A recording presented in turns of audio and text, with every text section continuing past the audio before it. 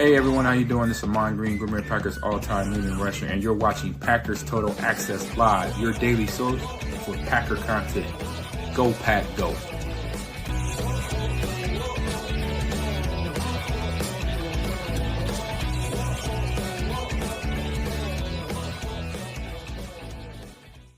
What's up, guys? Welcome into Packers Total Access. My name is Clayton. You can check us out on packernet.com. Find me on Twitter at Packers_access. Joined alongside Jacob in Wisconsin on this glorious September the 13th. We got a full slate of college football kicking off today.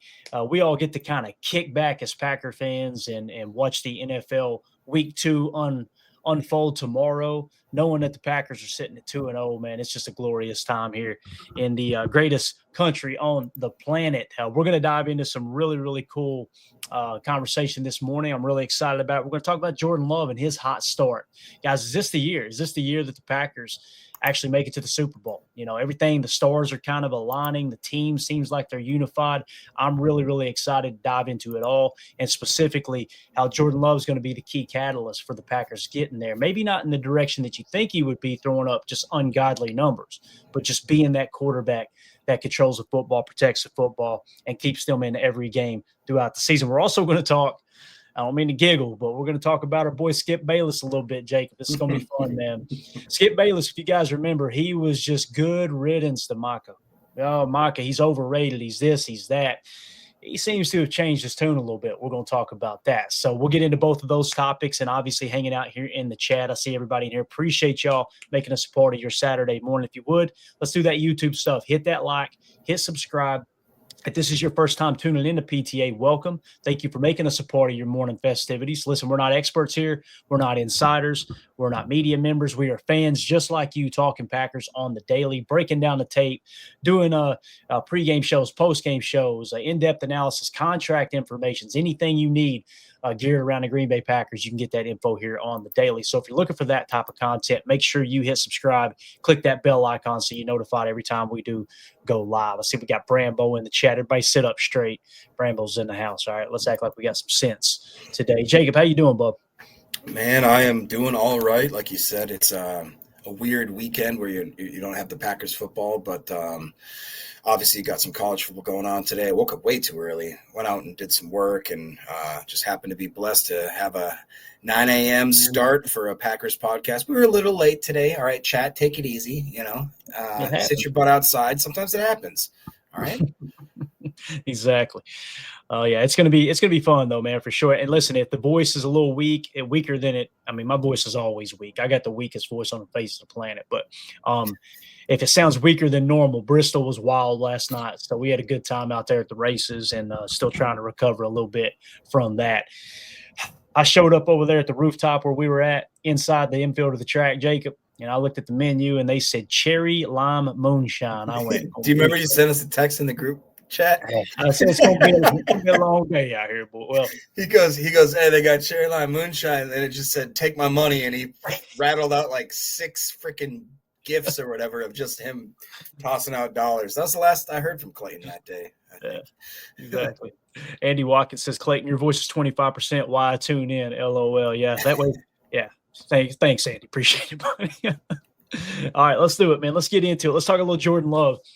Listen, Jacob, you watch week 1, right? And you think, what was it, 188 yards passing? And there's people look at that stat line and go, that's not a franchise quarterback. 2 touchdowns, no picks. It's absolutely huge, man. It's absolutely huge.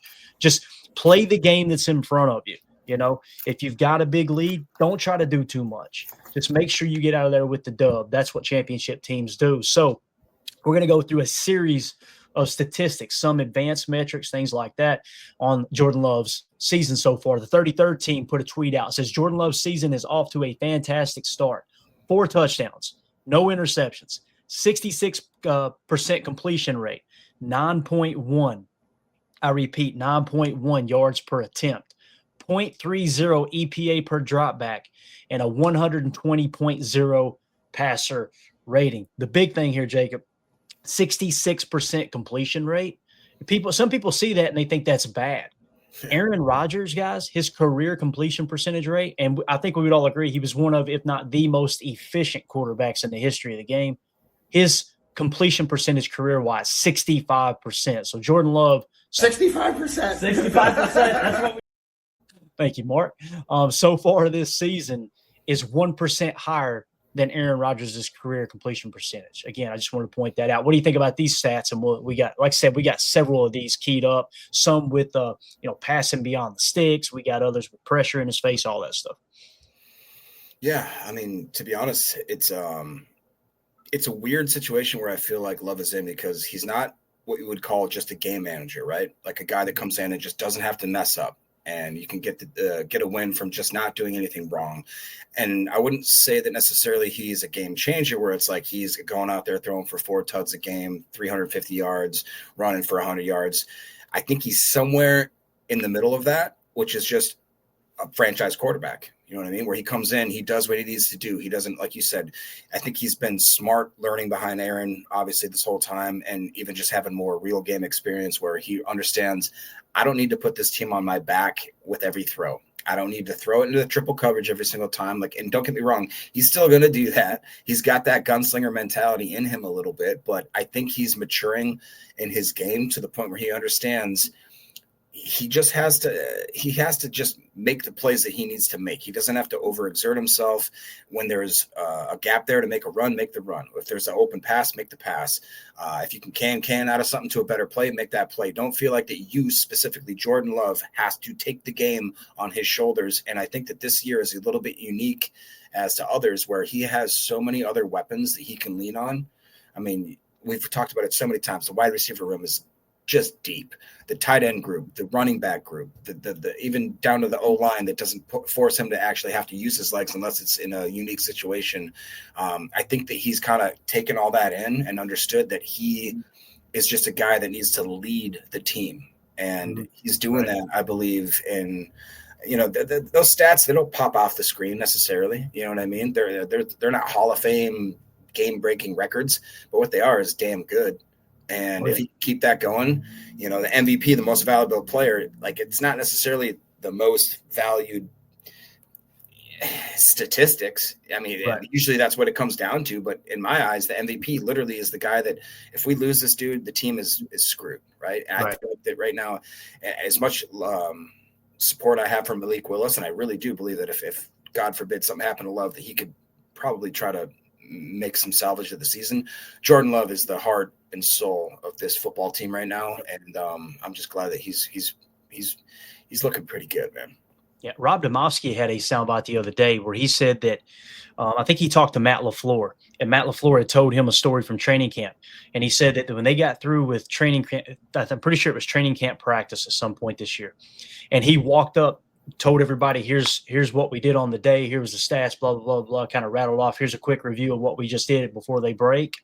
And he said normally he rattles those off, and then Matt LaFleur will go take them into the huddle, or they'll tell somebody, hey, break us down, right? That type of thing. He said he just stepped back because he wanted to see what would happen, right? Let's see who takes charge. He said he stepped back. It was a brief second, and Jordan Love walked right into the middle to break them down. Like he took that ownership of that team. And I'm telling you, man, this team absolutely adores Jordan Love. You listen to his teammates talk about him, and I think it is a testament to the way Aaron helped him along as well. Aaron was that awesome teammate to Jordan, taught him how to be a leader, and that's not my words. That's Jordan Love's take on it. He said it over and over and over. Matter of fact, he said it again the other day in an interview with the media. I want to say it was Kirk Herbstreit on the McAfee show was talking about that when they met with Jordan Love. He was talking about, once again, how valuable it was to have Aaron and how he was just such a good friend to him and a leader and a mentor and all that. So pretty darn cool. So here's some other stats. PFF tweeted this out. Jordan Love when targeting past the sticks this season. All right, guys. So, again, forget the dink and dunk. This is going beyond the sticks, right? You're throwing the pass beyond the sticks. 93.9 passing grade. 66.7% adjusted completion percentage. All right. So that's removing the drops, things like that, of course. 358 passing yards, 4 touchdowns, no interceptions. He is big game hunting when it makes sense, when he's asked to do that. Right. Yeah. And that's the beautiful thing about Matt LaFleur's offense is baked in to just about every play is a shot play there. one of the more aggressive play calls that I seen on Sunday was the switch concept. I know it'll make Chalk Talk, and we'll probably get the Chalk Talk either tomorrow or Monday. We'll do Chalk Talk from that game. But it's a switch concept where they had Tucker Kraft, where he hit Tucker Kraft on the 54-yard gain or whatever it was. And that was one of those play calls. It's like, boy, there might have been one check down there, but you could tell this was Matt LaFleur going, all right, Jordan, let's attack right here. Let's get them in a situation where they're look and run, and let's throw the ball down the field. And again, I've seen some fans. I try not to like dunk on people. I try not to like jump into people's mentions unless they ask me a question, right? Like I always have to run it through the filter, Jacob, of did they ask my opinion? No, they didn't. Let me delete this then. Let me not hit send on that tweet. Nobody cares nobody asked me what I thought right there. I think if more people approached it that way too, Twitter, social media in general will be a lot better. But the person that tweeted out, they had responded to my tweet and said, Jordan Love underthrew him bad right there to Tucker. And then when you look at the play, there's a safety beelining right towards Tucker. If he throws it 5 yards more down the field, guess what happens? Tucker has to catch the ball and then try to protect himself, and he gets tackled. He doesn't get the yak. Sometimes the better thing to do is to underthrow the player and underthrow the receiver, the tight end, whoever it may be, to allow them to get eye contact, eyes on the defender that's going to tackle them, and go ahead and turn it into a big gain. Now, was there balls that Jordan Love underthrew? Absolutely. Both of those to Matthew Golden, that was on Jordan Love, in my opinion. I don't know what the hell PFF's watching. Matthew Golden's PFF grade was like 50-something. And I'm like, how in the world did you watch Matthew Golden on Sunday? I watched every one of his snaps. I don't know how they watched that and was like, yeah, no, that was like, how do you even look at those two passes and say that was his fault is beyond me. But again, beyond the sticks, Jacob, Jordan Love playing lights out here, man. Yeah, I agree. And, honestly, like you said, does he take shots? Yeah, he's the deep ball needs to get honed in a little bit. And like you said, with Matthew Golden, that connection needs a little bit of work. But the fact that I think it was maybe Doc or somebody that said earlier in the chat that if he connects with that one that he overthrew on Tucker, if he connected with Golden on two of those plays, this guy would have almost 550 yards passing right now, have probably another 2 tuds. People will be talking about him as if he's, Pat Mahomes reincarnate kind of thing. It's just the fact that these metrics, when you're looking at him, he's doing exactly what he needs to do to put this team in the position to win. And that is all I can ask for him to do. I mean, it's as simple as that. Like we said earlier, he's a leader. I don't feel like that he's doing too much. Like every now and then I'm like, oh geez, Jordan, don't try to put that ball there. Just come on. But I love that about him. I really do feel like that he is the perfect mixture of Brett Favre and Aaron Rodgers. He has equal benefits of both and equal, probably negatives of both, where sometimes it just seems like, I don't know, like his mind gets in front of him kind of thing. But, I'm very happy with the way that it seems like that he's progressed in his leadership and the way that he sees his progressions, the way he does his reads. I mean, I couldn't be more happy right now than where he's at this point in his career. Yeah, no, I completely agree. And if I had to pick which one is he more like, last year he was way more like Favre, right? Yeah. He was trying to force the ball, and listen, you want your quarterback to have confidence in their arm. You want him when it's intercepted or tipped at the line, you think, oh, what were you thinking? But when you thread the needle against a cover 2 defense while looking off the safety against Houston to Tucker Kraft last year, you going, hell yeah, I want him throwing that ball, right? Because he's got the arm talent to do it. I think it's a great point, man, for sure. But again, this year, it's early. It's only 2 games, Jacob. It feels like he's leaning a little more toward Aaron this year, like, hey, let's protect the football. And that's an exciting thing for sure. Shout out to Bradley Spears, who just became a member here on YouTube. Appreciate the support, buddy. We'll make sure we get you entered into any giveaways we do here, man. That's something, just an extra perk to anyone who's a member here on YouTube or a member of our Patreon group, patreon.com/Packer Fan Total Access. Just a way for us to give back to those who are supporting the channel out of my personal memorabilia stash here. Let's see. We got a couple comments. Bungie Chedarbug says, I don't know why, but I love his rollout to the left and the crossbody 80-yard bomb to Romeo. It was incomplete, but damn, what a throw. Just throw it up and trust your man to either catch it or play D. Yeah, and that's the thing, too. Sometimes we get so caught up in he's not open, don't throw the ball. right? And we forget that, you know what, if it is a one-on-one situation, even though he's covered, your guy's got you've got a better chance of something, the ball not being picked off than it being picked off, as long as your receiver is on the same page with you. And he and Romeo Dobbs are definitely on the same page. There's no doubt. I would prefer a more safe approach. However, if you got a guy you trust and it's one-on-one situation, chuck that thing up there, man. Joseph in the chat says Love is seeing the field better than he ever has. I completely agree with that. White 009 says Kurt Warner said he loves how J Love throws the ball down deep, that he's playing big boy football, especially with how he can manipulate the safeties to keep his deep shots off. Or to get his deep shots off. The way that he looks the safeties off is really, really impressive for sure. Coach Lance says switch concept out of 13 personnel was nasty. It really was, because again, why not do it, right, Coach? Tucker Kraft, I want to say he was in the nines with RAS. I know Musgrave was up there as well. These tight ends, man, they can move for sure. And Coach Lance says also Love threw a C to Reed on the play he was hurt on. It was unbelievable throwing. It's too bad it got called back on the hold, but that's football, right? So some other stats here from the 33rd team, Jake, I want to get your take on. Both of Jordan Love's touchdowns and nearly half of his passing yards in week 2 came when Washington was blitzing. Love on 16 dropbacks versus a blitz on Thursday Night Football. He was 8 of 14 for 138 yards, 2 touchdowns, no interceptions, a 130.4 rating, 0.27 EPA per dropback, and 2 sacks taken. For the season, Love is now 16 of 23 for 266 yards and 3 touchdowns when the opponents blitz him. He's got a passer rating of 147.8. That sounds, Jacob, a lot like Aaron Rodgers the year they went on their Super Bowl run. It was just third downs, and when the other team decided to pressure, you made them pay. Yeah, exactly. Another stat that I really love, Nick McSwain, I brought this up the other day. Love's average depth of target is like, I think it was more like 13 and a half or 14 and a half, something like that. And all the quarterbacks in the league up to this point right now are nowhere near that. They're all dinking and dunking.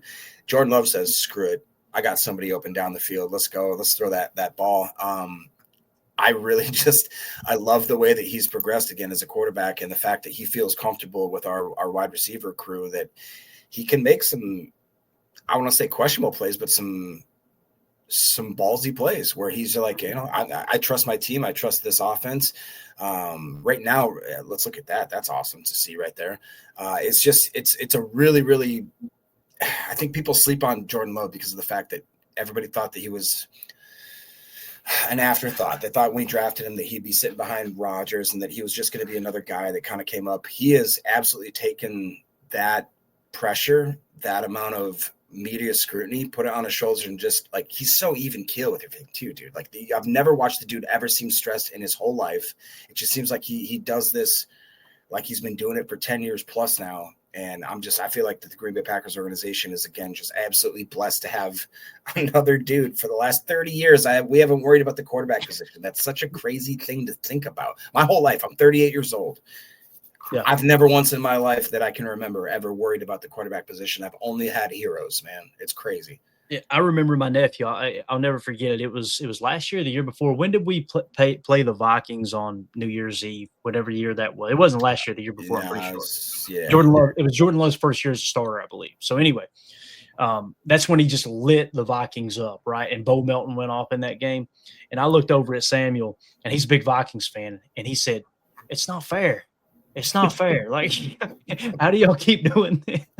Absolutely. It's like the perfect thing that could be said. You know what I mean? The perfect. It's like that meme from Breaking Bad. They can't keep getting away with this. Yeah, exactly. So this was a graphic put out by FanDuel, and it says comparison Jordan Love versus Aaron Rodgers in the first 35 regular season starts. All right. So Aaron Rodgers has a pretty significant lead in total yards at 9,820. However, Jordan Love is sitting at 9,006. All right. Total touchdowns, Aaron was at 73. Jordan's at 69. Guys, that's just a 4 touchdown difference, right? Interceptions, Aaron was only at 23. Jordan was at 25. We're sitting here talking about you got to protect the football, and Jordan's a little careless with the football. That, guys, you're just talking about a 2 interception difference between the first 35 starts between Aaron and Jordan. Passer rating, Aaron's was 98.1, Jordan Love's was 96.2, and then overall record, Aaron was 19-16. Jordan Love, as a starting quarterback, first 35 regular season starts, has a better winning percentage than Aaron Rodgers at 20-15. So again, some people look at this and go, okay, well, Aaron's better. Yeah, nobody's saying Aaron isn't better. But the fact that Jordan is in the ballpark, he's right there in the vicinity. I mean, he's to me, he's other than yards, Jacob, he is right there on pace with what Aaron was doing early. And that's a great sign when you're talking about arguably the greatest thrower of the football in the history of the league. I completely agree. And if I had to push back at all about people saying like, the total yards, blah, blah, blah, I'd argue that right now and for the last couple of years that Jordan Love has had a better run game. So they can rely more on a guy like Josh Jacobs, even Aaron Jones and his later years. And the fact that they kind of didn't want to put too much pressure on Jordan Love to take the game over. We can lean on that. And obviously this year, I mean, boy, the complementary defense that is being played is going to definitely help that help him pad those stats because, we've seen what happens when Green Bay has a shutdown defense. I mean, it's almost like written in the history books as to what will happen. It's almost foretold, So right now, if you look at those two stat comparisons, I think people would maybe be a little bit beyond belief that that's how close they are because so much hate has been thrown towards Jordan Love. It's the same type of hate that was thrown at Aaron Rodgers when he took over for Brett Favre. It's just, and I understand it, Green Bay Packers are loyal to a flaw almost to the point where we don't want to let go, even though it's past the point to let go. I mean, we've seen it so many times when we let certain individuals leave the Packers organization and the team is the fan base is up in arms. And then you look at what those guys do in their careers as they leave the Packers and I hate to say it, but they usually fall apart and they it's like that we saw the writing on the wall kind of thing. So once again, that stat comparison, you have to trust the front office. You have to trust Goody. You have to trust Ted Thompson. You have to trust these guys and understood we built this team. We drafted these guys. We groomed them. We brought them up knowing exactly when they would have their highs, and we knew exactly when they're going to have their falls. And that's when we decided to cut bait. And it is what it is. Yeah, and I think Brambo makes a great point here. He says, to be frank, I guess that's what he means. To be frank, Rodgers had zero defense them first 35 starts. Very true. But think of the targets that Aaron Rodgers had. Jordan Love, guys. Listen, I like our receiving core. Don't take this the wrong way. But there's nobody on this team, in my opinion, so far at receiver that's performed like Greg Jennings did. Jordy Nelson, Donald Driver. Randall Cobb. James Jones is a good comp to me. Like, I feel like our receiving core is just the entire core is like James Jones level. And that doesn't mean they're bad. That's actually a compliment. That's a good thing. But we don't have that Jordy Nelson with that chemistry with Jordan yet, right? We don't have these guys that are going to put up those gaudy. I mean, Jordy Nelson was a dog, dude. And Donald Driver is what the all-time leading receiver in Green Bay Packers history. Yeah. Now, I know it was on the backside of his career, but at the same time, if you go to the number forget one, about Tay. Yeah, there you go, Devontae Adams, right? Like, if you go to at any point while Aaron was here and say that was the number one receiver, you're probably not going to be able to find somebody on this current roster that's equal to that. It's not that they're way behind them, but yeah, I think you make a great point, Bramble. I do. To be fair, is what he meant. Got you, man. I'm slow. You know how I am. But that's a great point you made about the defense, right? They could never kind of put it together. That's what it's bittersweet because if we had been this aggressive when Aaron was here on defense, you probably do have another ring or two. However, when you're modeling your roster, listen, I'm not saying it's right, wrong. I don't know how I feel about it. But as a GM, you look over and you see one of the greatest quarterbacks in the history of the game. You probably think we don't have to put as much around him. You know what I mean? You probably do kind of rest on your laurels a little bit. And maybe that's what we needed was to move on from Aaron and get to the point where it's okay. We got to build up other aspects of this roster to get ourselves in a situation to where we can, go to that next level we want to. Last thing here, Jacob, if you're wondering about the MVP odds, Jordan Love, don't take our word for it. Jordan's having a great year. Take the gambling community's word for it, right? When we started the season, you could a very well-trusted community, by the way. Oh, absolutely. Upstanding citizens. Upstanding. Nice. So this was a tweet from Barstool Gambling. All right. Now keep this in mind, guys. When we started the season, Jordan Love's odds to win MVP were plus 2,500. Okay.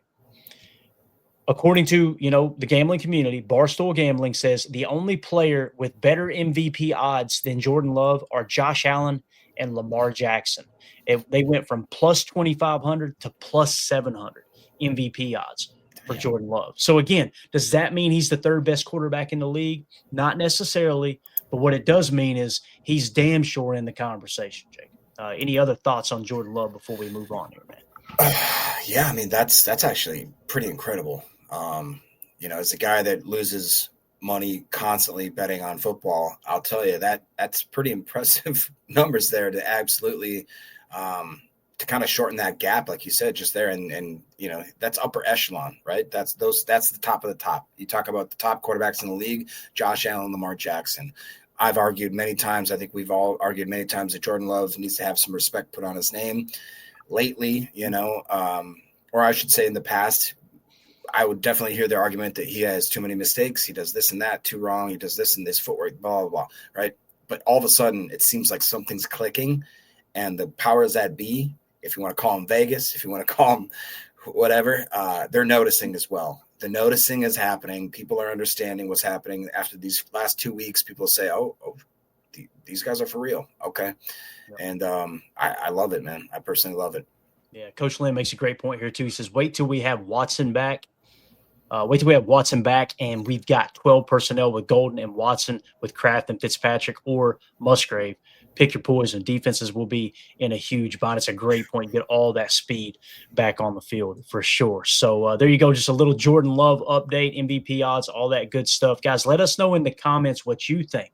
Do you think Jordan Love is starting to approach that level of kind of where Aaron was in his young career? Do you think we're overreacting to that? Do you think Jordan has a legit, possibility of winning the MVP this year? Do you think he's got what it takes to get the Packers over the hump and get that Lombardi? Let us know in the comments, and make sure you smash like, subscribe, and click that bell icon so you're notified when we go live. All right, let's move along to defense, Jacob. This is going to be a fun one here, man. I combed through. I did a copyright check. I think we can play this video. Although I did, Jacob always go, oh, no. Every time you say that, Clayton, they ding the channel. This was a tweet that was put out by our boy Skip Bayless. All right. Now, you guys remember a little while back, Skip, this poor guy right here. We'll just throw this up on the screen just to play. It's going to be so enjoying. He was talking about Green Bay. You made a mistake. Micah Parsons doesn't give full effort. Micah Parsons is this. He's that, right? All negative about Micah Parsons now that he's not a Dallas Cowboy. All right. The tune has changed. It's a 15-minute long video. We're not going to play the whole thing. Obviously, we're just going to play a couple minutes. But let's just get a little glimpse of what old Skip Bayless is going through. And this is what he tweeted out. As painful as this is for me to admit, to acknowledge, to honor, Micah was sensational last night. He's talking about the game against the Commanders. Here we go. You're going to hear some heavy breathing, by the way. That's not me. Yeah, exactly. People on the podcast go, what is Jacob doing? Here we go.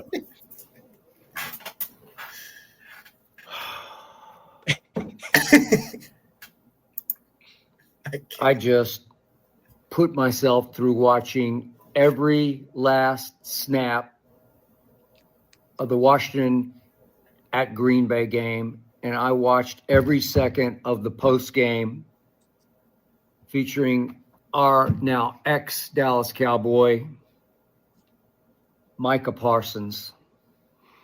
And as painful as this is for me to admit, to acknowledge, to honor, he was sensational tonight, even more sensational than he was Sunday against Detroit at Green Bay. Micah Parsons wrecked the game tonight. Here's the guy. Micah Parsons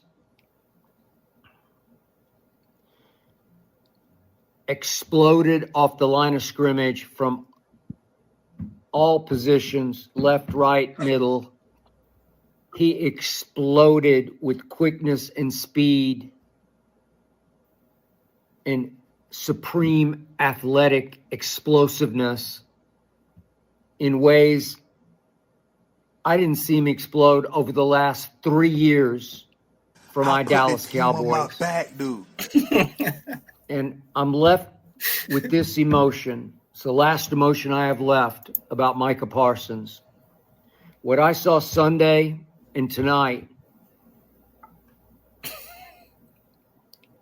was such a re-energized, reinvigorated, relaunched Micah Parsons, now in his, as he just said on the postgame, happy place, his happiest place. Here's the guy. 11 from heaven in Dallas just went to heaven in Green Bay. Oh, no. Where he's now number one in Green Bay's hearts, minds, and souls. He is now one of one in Green Bay. And I'm asking, where the hell was that Micah Parsons over the last 3 years in Dallas? I told you he wrecked games as a rookie before the league figured him out. And then what happened to him? Where did he go? Where did he hide? Where was that Micah Parsons playing for my team over the last 3 years, 3 long years? Don't put that name in my mouth right there. How many times did I have to file a missing Parsons report after games? Oh, my God. Featuring my Dallas Cowboys and 11 from hell. How many times did I sit back and say, Micah Parsons, he looked more like Jim Parsons, Big Bang's Jim Parsons, because there was no Big Bang from Micah Parsons. He looked no more physical than Jim Parsons looked. Who the hell is Jim Parsons? On Big Bang Theory. Oh, so what's my theory about what the hell happened to Micah Parsons? I don't know. Did he become just another semi-retired member of Granddaddy Jerry's country club that Jerry Jones owns and operates in Dallas, Texas? You hurt me, Brett. Was he counting his money after his rookie year? Was his agent saying, we're going to break the bank, man? You're going to make more money than any defensive player ever. You're going to make more money than any non-quarterback ever. What are you talking about? Did he just semi-retire in year 2, 3, and 4 as he waited, counting his money until finally Granddaddy Jerry said, man, he didn't play the run at all. He's a liability against the run. Somebody woke Jerry up. Steven, Will McClay, I don't know who it was. Somebody woke him up and said, Jerry, you're going to give him like a fourth of your salary cap? And we're getting blown off the field by the run. Remember those early games last year? I'm just going back 1 year. You're getting blown off the field by the run because you're falling behind early.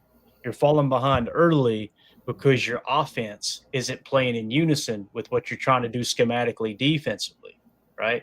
And just maybe, Jacob, Jerry Jones and Stephen Jones being so involved with the team is the true problem.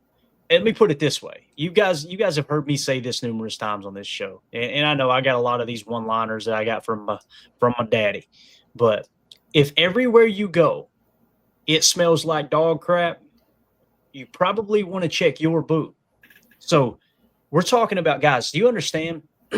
As Packer fans, we always refer to the dark days, right? The dark ages, where I wasn't a Packer fan around there. And listen, thank you to every Packer fan that hears my voice right now, that you carried that G, you carried that Green Bay flag during the 80s and the 70s when there was no reason hardly to carry it, right? Wasteland. You understand that the amount of time in between the Packers winning the Super Bowl in 96 all the way back to Lombardi's Packers and their dynasty, it's been longer in Dallas since they've won a Super Bowl than that span, right?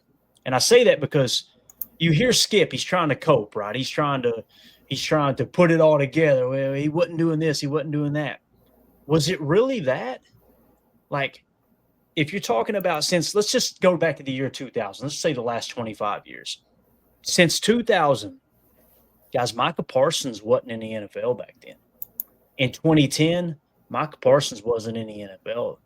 You understand what I'm saying? Like, At some point, you've got to acknowledge as a fan base and as an ownership, as a team, as an organization, that maybe we're doing something wrong here. because it can't just always be someone else. It can't just always be, they fired Mike McCarthy. That's the stupidest thing they could have done.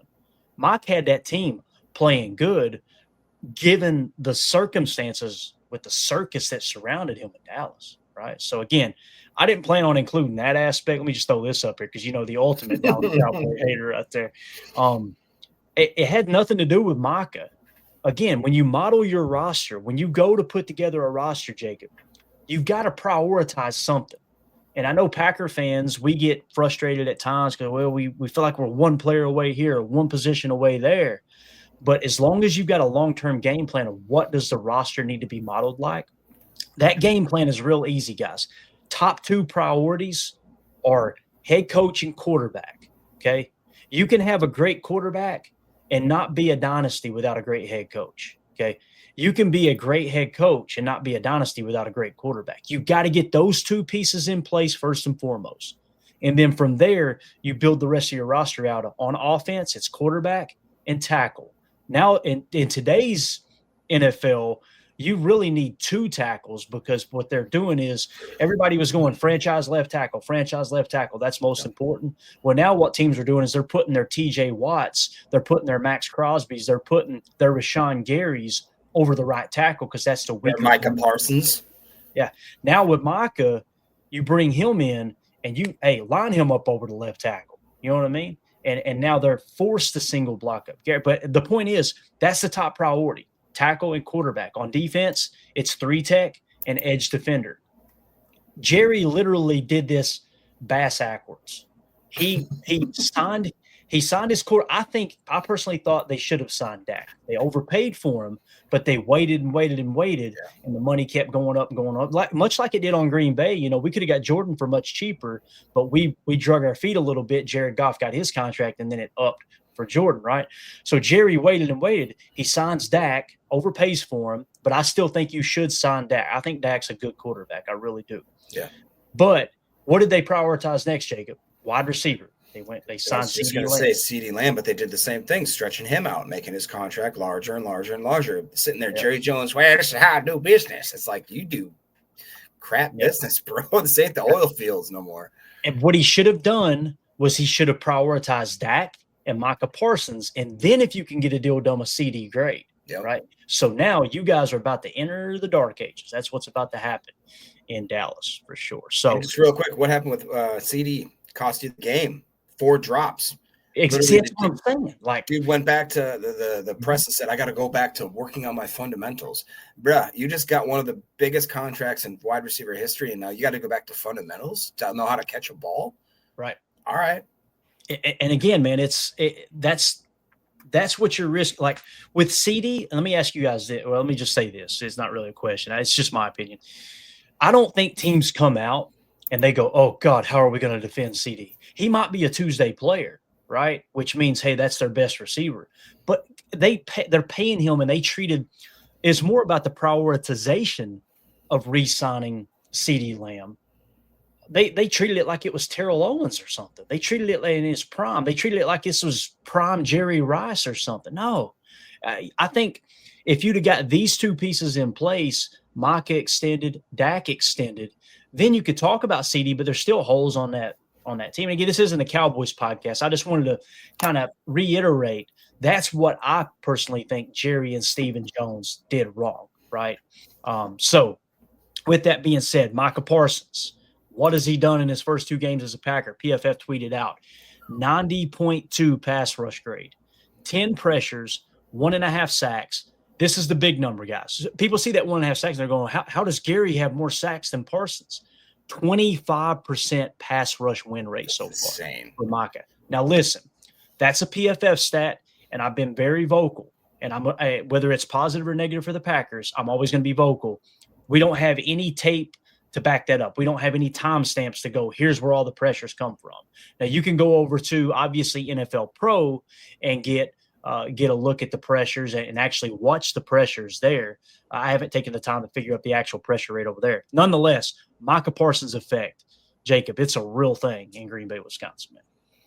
I mean, yeah, it's the obvious thing. I would even argue that I think 10 pressures, I feel like that's almost a little weak. I feel like maybe he had more. I don't know what the NFL Pro has to say in conjunction to that, but I could not be more happy. If you would have told me 2-3 weeks ago that we're going to sign Micah Parsons, one, that was I wouldn't have believed you. And two, that he's going to come in seemingly hurt, not having to have any type of football workouts, no training, nothing for the last like 4, 5, 6 months. He's going to come in, he's going to play just 40% of the snaps. He's going to be an absolute difference maker. He's going to get a sack in his first game by chasing down a quarterback, a mobile one, or not necessarily a mobile one, but one that was out of the pocket, so he had to show his wheels. Then he's going to come back in week 2, be a clear difference maker, play more snaps, have another half sack against one of the most mobile quarterbacks in the league, absolutely set the tone. I would have told you you're absolutely insane. You're a crazy person. Go finger poop on the walls like you do, whatever. Like it's just, I don't know how to be more. I'm trying to push down my kind of confidence, my excitement, all that kind of stuff. He is him. I hate that phrase. I hate that term. I hate all the youths and all the stuff they say that it makes me want to claw my eyes out. This guy is him, man. He is the dude. And it's not just the fact that, like you talked about, he is so amazing on what he does, but he frees up Rashawn Gary. I feel like if we were to put up some stats, Rashawn Gary's probably looking better stat-wise. Oh, yes. It's freeing him up. It's no more when you play the Green Bay Packers for the last 5 years, it's you chip Gary, you block Gary, you sift Gary, you do all these kind of things to isolate him. And we didn't have anybody else on the other side. Don't get me wrong. I love Preston Smith. I love Za'Darius. I love the guys that we used to have that kind of were the 1-2 punch. But I'm telling you, this guy's different, bro. He's different. And it makes our whole defense be able to fly with their asses on fire. And it's just fun to watch, man. Yeah, no doubt, man.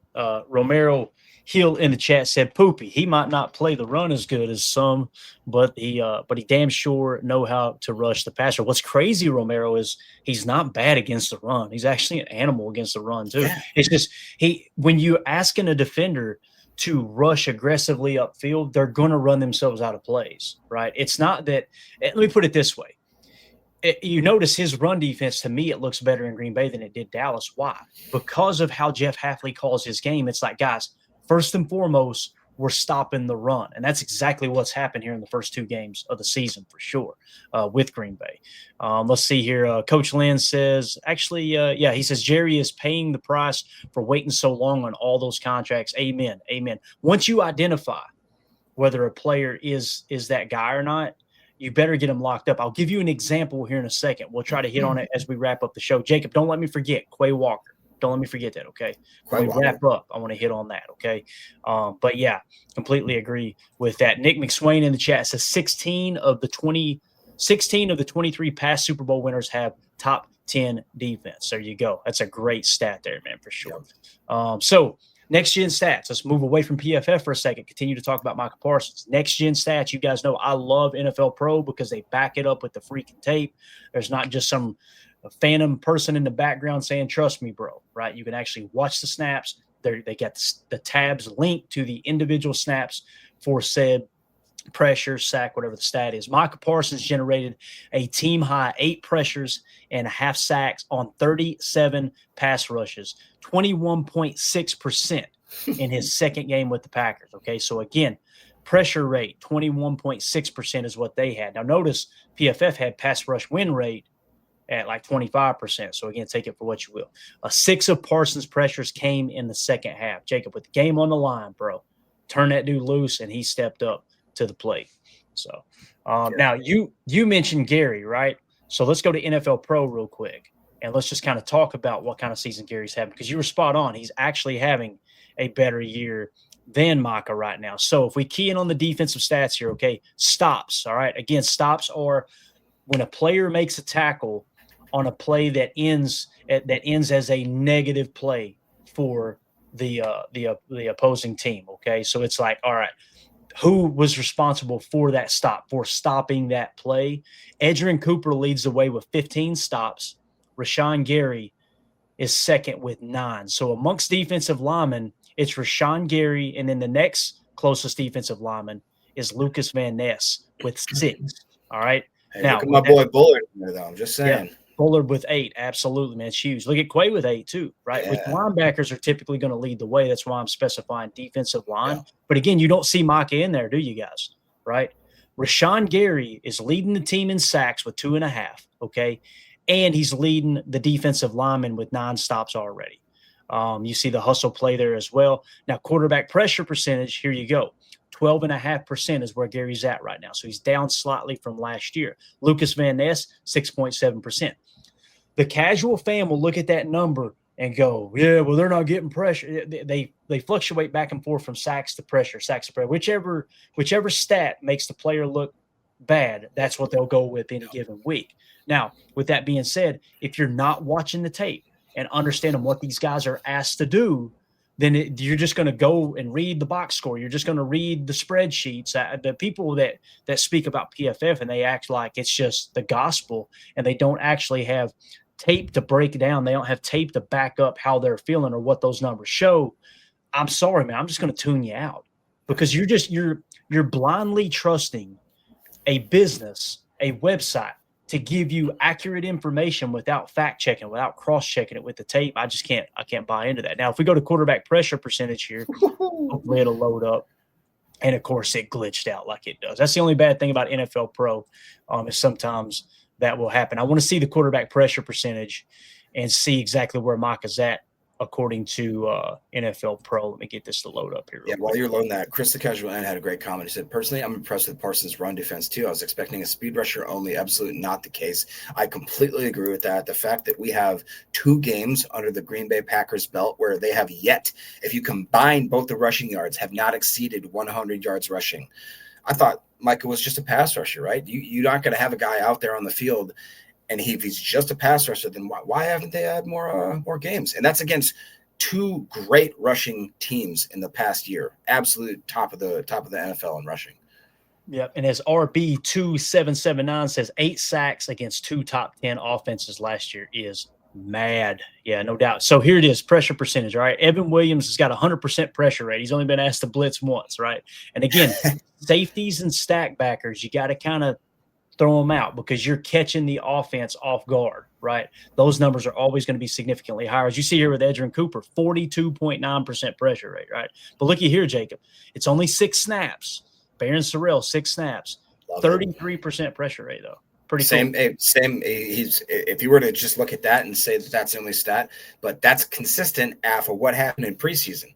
Yep, right. Wasn't he the most quarterback pressures out of any rookie? Quarterback hits, yes. Quarterback hits. Like, bruh, Even I'm better. sorry. Yeah. It's something's happening there. Because the pressure is typically through GPS tracking. If you get so close to the quarterback, they'll count that as a pressure. Okay, before the ball came out, they definitely pressured the quarterback. A hit means you actually legally got close enough to where you could lay hands on the cat, right? Quay Walker, you got a 25% pressure rate. Again, stack backer, it's going to be inflated. Micah Parsons, 18.6. So what you've got is Micah Parsons, 18.6 pressure rate. Again, you've seen the pressures he got in the second half. When you're leading like that and the team's down, they're forced to pass, you send Micah out there and go hunt, big dog. Now you don't have to worry about the run gap integrity, right? But with Gary playing on those rundowns, right? Gary played however many snaps there it was. I didn't see the exact snaps. He's not on the screen right now. Micah's now played 73 snaps, it looks like. But Gary's at like 12.5%. Watch how he's rushing the quarterback, guys. When he was asked to rush the quarterback, when we had the Lions pinned back deep in their own inside their 10, you've seen Gary. He just dog walked the tackle. Decker, one of the best tackles in the game, just dog walked him right back into Goff. And he literally tackled Decker and Goff together. He walked the 320-pound, whatever he is, offensive lineman into the quarterback with one arm, a straight arm bull rush, and then wrapped up the quarterback with the other arm and took them both to the ground. It was absolutely awesome. So it's just a great compliment. That's the point. Gary and Parsons together. This is why when people were talking about trade 3 first-round picks and Rashawn Gary for Micah Parsons, imagine this scenario, guys.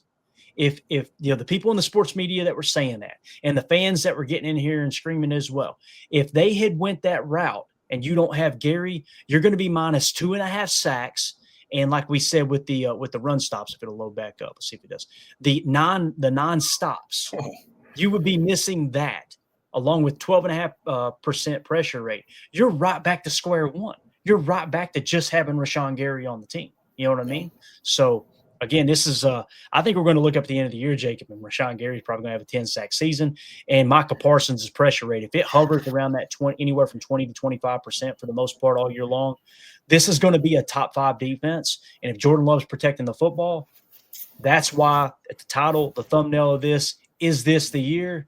This is feeling like this could be the year, Jacob. Dude, I'm generally like, I'm not even trying to be hyperbolic here. I saw a post somewhere on, maybe it was X or something like that, where at the given rate that they're doing right now, if you factor in the fact that Parsons has only played a certain amount of snaps, if he was a full-time starter kind of thing, him and Gary together on pace to get like 30 sacks between the two of them, I think it's a possibility. I really do think it's a possibility. And I think that the whole group in general could have an absolutely just shockingly high stat year. I wanted to ask a question, Chase Green asked a question. It says, Clayton, what coverages are we playing the most? Is it cover 3? I thought that I saw a stat that showed that Jeff Hafley was playing almost predominantly aggressively more zone defense than man. Is that what you see, or do you? I usually wait until all the teams have played each week before I run the numbers and get these grabs. But I'll just kind of – what I do have is from week 1, okay? So this is just week 1. This does not include what we ran against the Commanders, which I firmly believe we played way more zone than man in that game. I didn't see anything on the tape that was like, wow, we played a lot of man as well. Yeah. So the Packers in week 1 ran 47% cover 3, 28% cover 2 or a variation of, 12% cover 6, and they only played man coverage 9%. All right, so that's what I was thinking. Okay. Yeah. And again, we'll have the updated numbers here in a few days. So. Yeah, no, I think some people in the chat kind of agree. I mean, that's just kind of what I remember seeing. Like, I'm not a great film guy, but I just remember seeing like they weren't chasing wide receivers. You know what I mean? Like they were very, very careful. And I think that led to why they kind of contained Jaden Daniels as well as they did. Absolutely. Because guys were not turning their backs to that guy and letting him just freaking have. We saw it with Jordan Love. I mean, Jordan Love capitalized on many different plays like that, one specifically where he rolls out and just truck sticks Trey Amos in the freaking face because he's like, if you're going to give me that 10 yards, run, I'm going to take it. And not only am I going to take it, I'm not going to go out of bounds. I'm going to freaking hit stick you right in the next week. And I just so freaking excited about it. Yeah. And again, man, it's what it comes down to is what are you trying to accomplish as a defense, right? You're trying to control explosives, and every week is a different game. Your game plan is going to be geared around the current opponent's strengths and weaknesses, right? How do you exploit their weaknesses? But more importantly, how do you control the explosives within the strengths of their offense? 9 times out of 10, man coverage is not the answer. It's just not. I'm telling you guys. I'll tell you who I would play man coverage against. I play 2-man under against. When we go to Pittsburgh, if you cannot reduce your ability or your strength in the run fit, which I think this team has shown they can stop the run pretty damn well, I would be okay with playing 2-man under on Aaron. We watched Aaron struggle with that throughout his career, and his legs are nowhere near what they used to be. So you don't have to worry about him running too much. Now, listen, when he sees the number plate on that jersey, the back of the jersey, he'll put it right by your ear hole, right? So you got to be aware of that and be able to plaster and recover really, really quick when you know he's let go of the ball. But those guys, those old guys, are few and far between in terms of not being able to scramble. But yeah, that's why you were able to contain Jaden Daniels. That, and like we said, the scrape spots that you're seeing more of now, where you'll have guys mugging the line of scrimmage and you'll be showing like you're bringing 6. You'll drop an edge defender out. You'll crash the D tackles to one side or slant to one side inside, and then have a stack backer, whether it's Edrin Cooper or Quay Walker, what we call a scrape spy. They'll scrape blitz off of it with the intent of, I know he's going to be flush to his left, or if it's, vice versa, opposite side of the field, to his right. And as you come out of there off that scrape, it's not just let me get in the backfield as quick as possible. You're scrape blitzing, but you got eyes on the quarterback knowing if he's going to scramble either way, it's my job. It's my responsibility to make sure he doesn't get past me. I'd rather him gain 3 to 5 yards than contain on me and get a huge gain because now something has turned into match on the backside, those type of things. But yeah, predominantly it's zone defense, and that could change. We might get in the back half of the year and go to man. But guys, understand, the people that were screaming Jeff Hafley's going to play, you remember this, Jacob? When we hired Jeff Hafley, finally, we're going to play some aggressive press man. I was literally like, the buzzword. I was like, you guys are just regurgitating what you're hearing other people say. Like, the way he played defense in college is going to be totally different than the NFL. Okay, so what did we have on Jeff Hafley in the NFL? Well, he came from the Pete Carroll tree. He came from the Robert Saleh tree, right? What do? They play cover 3. Many people thought that they were playing quarters coverage in San Francisco. They weren't. They were playing cover 3 match. And the reason it looked like quarters coverage is because the principles are very similar, with whichever conflict defender it is, it's covering the 3. If they go vert, then it becomes man coverage. All of a sudden that looks like a quarters defense, and it's not. It was cover 3 zone match. So that's why it's important I don't have all the answers. I don't. I know this much about the game of football, but the people that speak for a living in that microphone on the large networks that like to pretend like they do understand, if they're not a former player, I'm telling you, man, they're misleading people, because I seen it all through Packers media. It's going to be man cover. Remember, Jair's going to follow the number 1. I was going, these people don't know. They ain't got a clue what they're talking about. And again, nobody asked my opinion, so I'm not gonna call them out by name and roast them. Nobody cares what I think. But it's just like, boy, I remember tweeting about, y'all gonna be real disappointed when we get about a quarter of the way through the season and realize, we're not playing man coverage. It's just it's unbelievable. So one of the things that I've learned from being a part of this podcast, Ryan's podcast, the network, is I can't remember which philosopher said it, but the quote is basically, the only thing I know for sure is I know nothing. And that's what I feel like the national media, like Holmes is saying, they should take a little dose of that. Like, just because somebody gave you a teleprompter or something like that says, hey, this is what it is.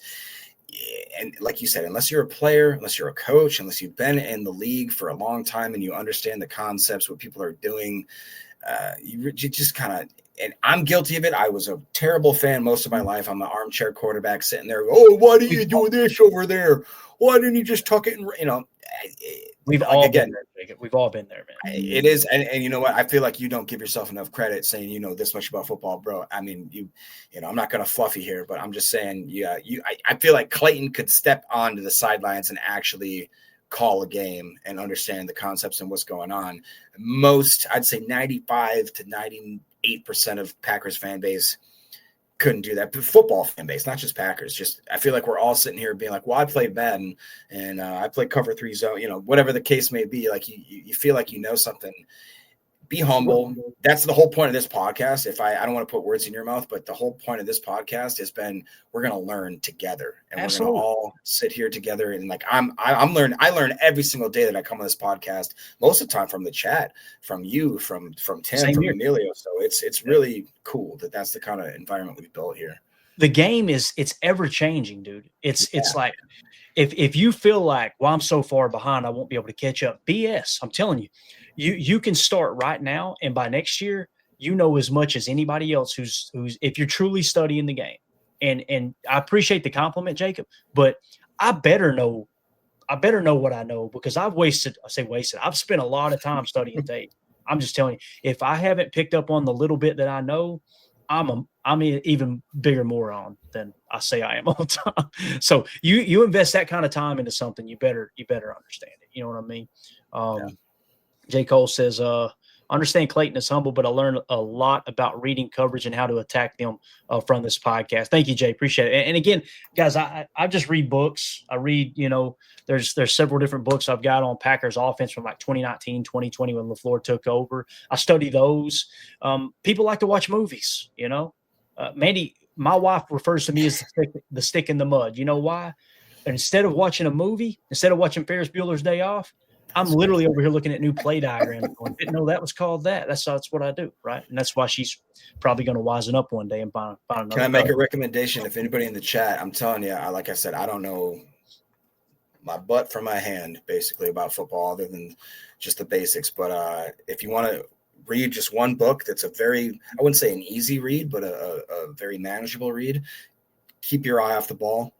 It is so good. I got it right back here in my library right here. It was one of them that Clayton recommended to me, and it broke things down in a way where it just made sense. Like it took a step back and actually looked at it like in a 30,000 foot view, where you're like, okay, that's why organizations operate this certain way. This is why game plans are implemented. This is where certain schemes come from. This is where certain philosophies come from. It was a great book. I would argue probably one of the best football books I've ever read. No, it's great, man. It was the one, I tell you guys, like I started studying the game back in 2009. It's the reason I started studying the game. There was a show on Sirius NFL Radio called The Afternoon Blitz. It was with Tim Ryan and Pat Kerwin. Tim Ryan was a former offensive lineman in the NFL. Pat Kerwin was a former football executive, I think a general manager for the Jets way back in the day. And the way they started talking about the game, I was like, this is really interesting. I didn't realize it was this deep, So I started studying. Pat Kerwin put that book out, Take Your Eye Off the Ball, and I was hooked. Absolutely hooked. Yeah. So, yeah. I don't hope I don't mispronounce it, but it's either Karan or Karen Forrest. He says, just checking in. Did anybody else saw Skip's video of Parsons? Rewind the video after this one stops, my friend, and we diagnosed that actual. Go to about the 30-minute mark of this video, something around there, maybe the 25-minute mark, and enjoy the show. We added a little badazz to it there too. All right, a couple other things here, and we got to wrap up, man. We went way over. I said 40 minutes, and it's an hour. Funny how it always works. I thought this was cool, man. Jacob Morley put this out, and obviously, it's a video by Miller Lite, rather. Jacob Morley said, "Can't believe we get to watch these two play together. Do we have a new Edgerrin Cooper celebration?" You see lasso? Yeah, it looked like we got a lasso. Micah's doing his number one, being number one, obviously. Look at I love it, bro. Yo, is that not awesome? That's my new favorite Sally for sure. And as Jacob Morley says, can't believe we get to watch these two play together. Guys, I think it was Andrew Brandt quote tweeted Jacob Morley and said, and for a long time, something along those lines, right? These guys are going to be together for at least the next 3 years, possibly the next 5 years. And enjoy the show. Enjoy the show. So with that being said, I was always kind of had the opinion, Jacob, this is the last thing we'll talk about here. I had the opinion of Quay's probably out the door, right? Because Edgerrin Cooper is the inside linebacker that you're going to pay, eventually. And is Tyron Hopper going to be better than Quay? Well, Quay seems to be taking a step. Now, PFF doesn't agree, but anyone who's watching the tape, they seem to think Quay looks more as comfortable as he has. I'm not as sold as most people. However, that's perfect timing there, Romero Hill. So don't forget about Quay, Clayton. To me, he looks way more comfortable. And the coaches made him a captain. That tells you, guys, they're not going to make a guy a captain that they don't plan on re-signing. It's just to go, okay, here's our captain. Nope, he don't mean anything to us. Get him out of here. That's a bad look with the locker room, right? Well, I'm not going to play the audio here. It's just about 19 seconds long. But Jason Wilde is reporting this at Hog NFL quoted Wilde and Tausch here and said, Jason Wilde says there is an offer on the table to pay Quay Walker. Now, people go, how do we know that's true? Let me give you guys some insight here. Who would leak that out? Would the Packers leak that out? Would the agent leak that out? In this case, I could see one or the other doing it, right? Because if the team leaks it out, right? If someone within the team leaked that information out, we got an offer on the table for Quay, that puts a little pressure on their camp, right? To sign the deal that they offered. But also, if Quay's camp spills the beans that, hey, there's an offer being made to us, it's going to make the Packers look a little bit worse if they decide not to sign him, if that makes sense. But nonetheless, it sounds like this is close. It sounds like it's really, really – I'm going to play the audio. We gave credit, right? It's Wilde and Tausch. You guys know who they are. One of my favorite podcasts. I listen to them pretty much daily, right? Let's throw this little silly body up for you guys, all right, as we play the audio. Go here. Yeah, it's actually not wide enough. So let's just go with some Brandon McManus. This is what Wilde and Tausch had to say about the potential extension for Quay Walker. Who's going to be paid next? Quay Walker's going to get paid next. There's an offer on the table already. I think they're still continuing those negotiations. Tell me a little more. Is it close? Yeah, Come on, I think it's Scoop-de-doo. close-ish. Hey, Scoop-de-doo. I love it when it's Scoop-de-doo time. Yeah. I love Towster, man. He's awesome. So there you go. I want to get your all's take in the comments, guys. We're going to wrap up right there. Let us know what you think about the extension of Quay. Let us know what you think about what we talked about with Micah Parsons being a part of this defense. Let us know what you take on Skip Bayless and the circus that is the Dallas Cowboy fandom. But yeah, Jacob, you got anything else you want to add, man? What do you think on Quay there? Parting thoughts. If you would have asked me last year or the year before, I would have said, no way, no how. I don't want to give this guy no more money. Like you said, I don't know if it's the combination of him with Edge, with Gary, with Parsons, with X, with Evan, with, insert Devontae Wyatt. Like, it just seems like that the vision that the Packers had with drafting, spending a lot of draft picks, a lot of number one draft picks, a lot of Georgia guys, a lot of these people that we thought, were going to be instant impacts. It's not necessarily how it works all the time, but you give it 2-3 years, all of a sudden these guys are coming into their own. They're opening up that window. It seems like this team is gelling together and they are playing complementary football. And I really do believe that I would much rather keep Quay than lose him. The money is going to be the issue for me. You guys know I'm a cheap son bitch. And if we can get him for Ross money, Marshall's money, cool. I just like right there, like what Christian Casual says, I just don't think Quay can be 15 mil per. I would not give him 15 mil per. I'd maybe go to 8 to 12 is what would be my range. But that being said, if Russ Ball can work some Russ Ball stuff and make it like a front end contract that maybe, a 4-year contract we can get out of in year 2 or year 3 kind of thing. Like you said, Edgerrin is so good that it's hard to not contain that talent. But with the two of them on the field, I'm liking what I see. Yeah. And I think what Chris says here is spot on. And what you said, Jacob, that's probably why the deal isn't done yet. They're weighing out their options. It's going to come down to the guaranteed money, right? Because what Quay is thinking about now, let's say, like Chris says, I just don't think Quay can be 15 million per. I agree. Let's say the offer was 8 million per, right? So Quay's looking up going on the market, I can get 15 million per, right? But I do have to pack up all my stuff and move to another city that's probably got worse taxes or where, you know what I mean? You go to New York, you're screwed, right? California, you're screwed in terms of taxes. So he may be looking at it that way, but also what's the guaranteed money? So you could offer 8 million per and say, let's say 8 million per on a 4-year deal. Okay. So that's 32 million total, right? And then let's say the guaranteed money though, out of, 32 million, let's say 20 million is fully guaranteed. Well, if he gets 15 million per and it's only 15 million guaranteed, that's not really 20 million per. You know what I mean? Yeah. So that's what we call cash over cap. Like you can offer more cash to lower the cap number down, the overall contract value. And then of course, cash over cap is also in regards to you can spread those signing bonus, that guaranteed money out over the duration of the contract, however you want.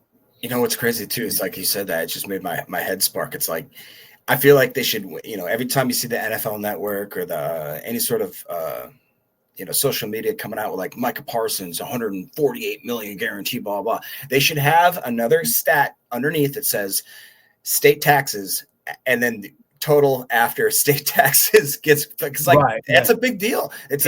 Nobody talks about it really because, you don't want to get into that era or whatever, but it's like, if you go to New York, if you go to California, if you go to Illinois, they're going to take a substantial amount of that paycheck. So even though those guys sign the dotted line and think, hey, I just made $100 million, by the time that the old Uncle Sam gets a hold of you, you got 40 million, maybe 50 million, depending on what state you're in. So it's an interesting wrinkle that a lot of people don't think about. And I'm sure definitely factors into some people's motivation. So yeah, definitely, man. Definitely. And listen, there's no doubt in my mind that I think Quay loves being in Green Bay. I mean, when he first came into town, what did he say? Anybody got a boat? I want to go fishing. Like that's the other thing about how good he's put this roster together. Like he's gone and got guys that are similar. I mean, Matthew Golden and Baron Sorrell went out fishing, right? As soon as they got, drafted by the Packers, they were back in Texas. But what did they do? They went out there. These guys, it's just, they fit the Green Bay fabric, right? And listen, I know there's some podcasters out there that the Packers sphere that like to use terms over like flyover country. Oh my God. Like how the hell do you cover the Packers and then you take a shot at flyover? Green Bay is flyover country. the root of their fan base is blue collar people that are wearing their hunting orange out there on Sunday. And then somehow you're going to try to throw a politically leaning comment out there to say it's flyover country people. Shut the hell up. What are you even doing? Why try to find another term, another way to divide people, whether it's a fan base or just say God's heartland. How about that? Yeah, it's just it drives me crazy how people go out of their way to try to create division. And again, keep making money on your podcast off flyover country people, and then take your little shots on social media when you have too many damn boos in you. Drew D with the super chat said, "Happily Ever After was in the pregame for Thursday Night Football, and Amazon donated $25,000 to us. I love being in Green Bay." Amen, Drew. Amen, dude. Love the town, love the community, love the people. Love Brown County. I've had nothing but great experiences up there, and it's just so cool to see Packer fans. Like the way they handled everything this last game was phenomenal. Because it's everybody forget your damn differences for 2 seconds, and can we all just come together for a football game, take care of one another, try to keep each other safe, and go that route? Can we try that for a change? Yep. Anyway. That's how you end the show the way you didn't want to, but here we are. Appreciate everybody. Thank y'all so much. If you would, hit that like button, hit subscribe. If you're new here, click that bell icon so you're notified when we go live. Like tonight, we'll be going live at 6:30 p.m. Central Time for PTA Live, where we're going to break down the PFF grades. We're going to see how PFF's seen it, and we'll cross-check it, cross-reference it with NFL Pro. And then I'll be up late tonight, probably till 2 or 3 a.m., breaking down the tape. I've made one full pass through the all-22 copy, so I got to make my second and third pass through, and then I'll start put together chalk talk. I have a feeling we're going to have a lot. It's probably going to go long, probably about 20 plays, but I'm going to try to keep it to 10. Doubt it will happen. So, just real quick, because I want to highlight it. Drew D talked about the happily ever after pregame, blah, blah, blah. I should say blah, blah, blah. I don't mean to disregard. But Holmes asked, Drew, what is happily ever after? Drew says the animal rescue that I volunteer at near the stadium. That is so cool. Yeah. That makes me so proud to be a Packer fan. You guys have no idea. So yeah, no, absolutely, man. It's what they do is amazing. And Drew, we need to partner up soon is what we need to do. That would be great if we could do something. Yeah, we need to do that again. That was fun when we did that the first time. Hugh, Mr. Jazz in the chat said with the super chat, thank you, Mr. Jazz. He said, I couldn't help but think Super Bowl after the first 2 drives against the Commanders. Such an exciting year. The Packer fan whiners and Matt LaFleur bashers have been silenced. Yeah, we haven't seen any more old mare burners in here in a while, have we? It's funny. He Rock Howard, where you at, Rock? Yeah, Rock. Well, listen. Rock may never show his face again, but let me tell you, buddy, we have him in spirit. He said the Packers were going to lose to the Lions 38-21. Then he doubled down and said the Commies were going to win by 10. He was wrong on both fronts. So there you go. Had me waking up like that morning. Like, well, where's Rock Howard? All right, guys. Appreciate y'all. Hit that like on the way out. We'll see y'all later this evening. We got the bots coming in here. Yeah, nice. That's how you know there's live football happening, Jake. It's about to kick off. Let's go. Yeah. Shout out to Bradley Spears becoming a member, Drew D with the super chat, and Mr. Jass with the super chat as well. Yeah, we'll see y'all tonight. And again, guys, we'll do our giveaway on Sunday, okay? Sunday night show, we'll be giving away an autographed Lucas Van Ness rookie card. So again, just make sure you're either a member of our Patreon group, patreon.com/Packer Fan Total Access, or if you're not familiar with Patreon, another way you can support the show is here as a member on YouTube. Everybody have a great day. Take care. There we go. We're out. Bye, guys.